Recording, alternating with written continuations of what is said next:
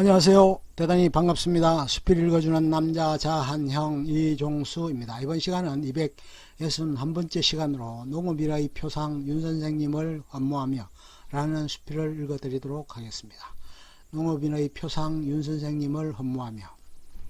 어느 날 윤선생님 내외가 교육원을 방문하셨다. 말끔하게 양복을 차려입고 윤선생님은 어느 때보다도 활달해 보였고 의기양양해 보였다. 차를 한잔 마시며 얘기를 나눴다.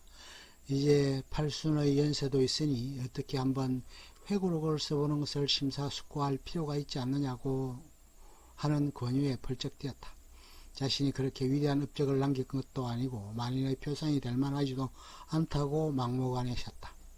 20년 전에도 출판업을 하는 한 친구로부터 그렇게 자서전을 써야 하지 않느냐는 권고를 받은 적이 있었다고 했었다. 그렇지만 이렇게 보통 사람이 뭘 한 게 있다고 자서전이고 회고록을 남기느냐고 손사래를 쳤다. 오늘은 약속하신 대로 휴언을 하나 써서 왔다. 제자는 상선약수였다. 물은 언제나 위에서 아래로 흐르고 만물을 포용한다는 의미가 있다고 한다. 직접 휴언을 가져왔는데 사전 촬영을 해야 하는데 사진기가 없어 여러 가지로 고민을 하다 결국 아이디어를 낸 것이 휴대전화기의 카메라 기능을 활용하는 것이었다. 그래서 휘호를 서로 한 손에씩 붙잡고 정겨운 모습으로 한 컷의 사진을 촬영하였다. 촬영은 사모님이 해주었다. 선생님과의 인연은 10여 년 전으로 거슬러 올라간다. 처음 새롭게 부임해온 원장님이 취임식을 앞두고 커피 인사를 갔다 와야 한다는 것이었다. 11시쯤으로 예정되었었는데 제대로 시간을 충분히 맞출 수 있을 것으로 작정하고 갔었는데 가보니 그것이 아니었다. 10여 분이 늦어졌다. 상당히 곤욕스러운 일이었다. 인사를 드리고 사진을 찍고 반지를 맞추고 하다 보니 예정된 시간을 훌쩍 넘기고 말았다. 농업원의 짐이라고 해서 어느 시골의 농가를 상상하고 갔는데 아니었다. 드넓은 아파트였고 거실 가득히 난이 지천으로 널려있는 듯 했었다. 참으로 풍족하고 여유로운 농업인이 있구나 하는 느낌을 받았었다. 지금 생각해보니 그때 윤 선생님은 1원에 가까운 연배셨었다. 일선 농업 현장에서 물러나 있었지만 여러 방문에서 자문대해주고 새농민회 회원들의 경조사도 챙기는 등 바쁘게 생활하고 있었다. 처음 놀랐던 부분은 이런 것이었다. 경기도 새농민회 회장으로 있었던 제이모 회장님 댁을 인사차 방문하는 자리였다. 자신보다 먼저 원로인 윤 선생을 찾아가야 한다고 충원을 해주시는 것이었다. 경기도 회장님다워 대단하다고 여겼는데 더 선배가 있다니 호기심이 동할 수밖에 없었다. 윤 선생님은 60년대 초 모든 사람이 도시로 몰려들고 농촌을 떠나갈 때 그 어려운 농촌으로 귀농한 제1호셨다. 손꼽히는 대학을 졸업한 이가 혈혈단신 농업과 농촌을 위해 헌신한 삶을 살았다.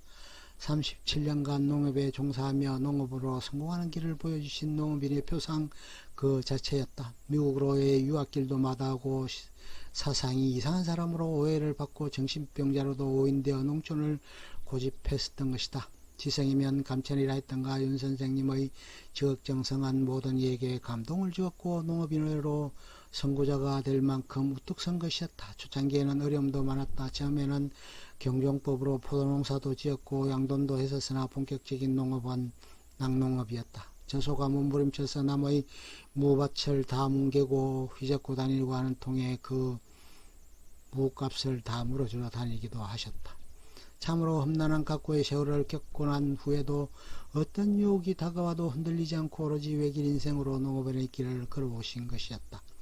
성천 유달령 선생님과도 돈독한 유대를 갖고 있었다. 선생이 회장으로 있는 회의 이사진으로 참여하기도 했었다. 자신의 죽음 이후에 대해서도 장기 예정까지 다 해놓은 상태라고 하니 참으로 존경하지 않을 수 없는 분이라 할 만하다. 1977년도에 새농민상을, 81년도에는 5.16 민족상을, 99년에는 일가상을 수상하게 된 것이었다. 자녀로는 아들 둘을 두었고 손자도 여럿 두어 다복한 가정을 이루어 행복한 노후를 보내며 아직도 왕성히 활동하고 계셨다.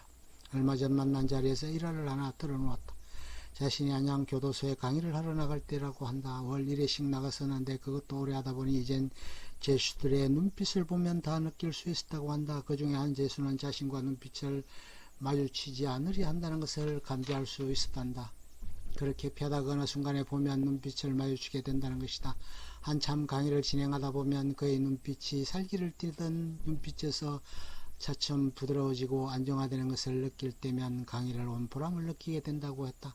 또 한 번은 어느 지인에게 휘호를 하나 써주었다. 그것은 안분지족이라는 글이었다. 그 글을 자신의 집무실에 제일 잘 보이는 곳에 놔두고서는 두고두고 음미하고 마음속에 새기며 평생의 좌우명으로 삼았다고 한다.